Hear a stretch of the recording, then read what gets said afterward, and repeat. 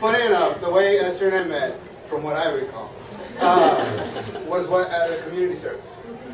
I was at Sunshine Acres, and we were sitting there. And I remember seeing her, and I was so scared to talk to her. So what I ended up doing is I ended up getting all of her sorority sisters' numbers so that I could get her number. We didn't talk after that. Never spoke to her. We just never really hung out.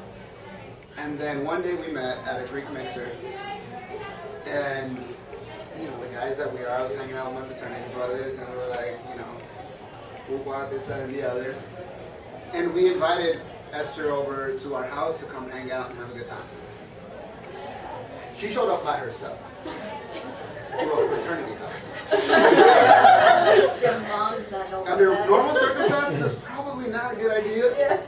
But she showed up, and it just showed to me how strong of a person she is. She didn't need nobody there.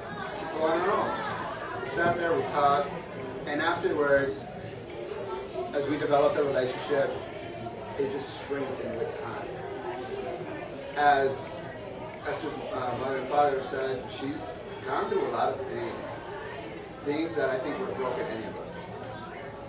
After hearing some stories, you almost want to feel bad, but you can't, because Esther won't let you. She says you need to stay strong, and really so that she can stay strong. She's pushed forward with everything. She's never asked for anything in return. Always very positive. Everything that she's ever done, she does it with grace. And that's the best way really to put it. She's such a hard worker, and she never asks for the glitz and the glamour. She doesn't want to be in the forefront. I mean, I know a lot of her sorority sisters are here, and I think she brought in like 60-something girls in 2 semesters, more than anybody else had ever done before. Because that's just how committed she is. This past semester, she was taking 21 credit hours. Her last semester in college, including being a reporter for Newswatch. Yet she still found time to spend with me. And I remember I asked her once, I was like, how the hell did you ever do your homework? Every time I see you, we're just hanging out. And it's just a true dedication that she has to her career, to her schoolwork, to anything that she does it with integrity, and she does it with her whole heart. If you know Esther, you know that she's just an amazing person. She's always going to look forward, and I do look forward to spending the rest of my life with her. I did want to talk a little bit about AC, because I just genuinely think, AC, you're just such a great father figure to Esther.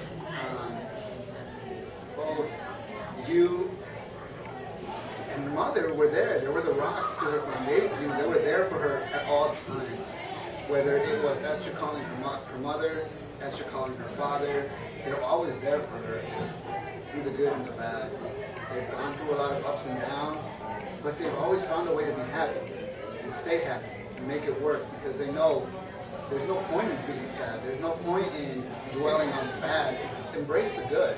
And that's the feeling that I've gotten from your family. I didn't know the story of you driving her to school, but I don't know how many times Esther doesn't even have to ask you twice if she needs money or if she needs just someone to talk to.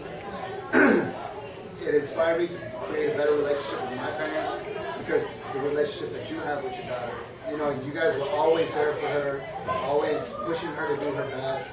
I just look forward to what she does in her career, because we all know she's going to be very successful at it. And I look forward to sharing that future.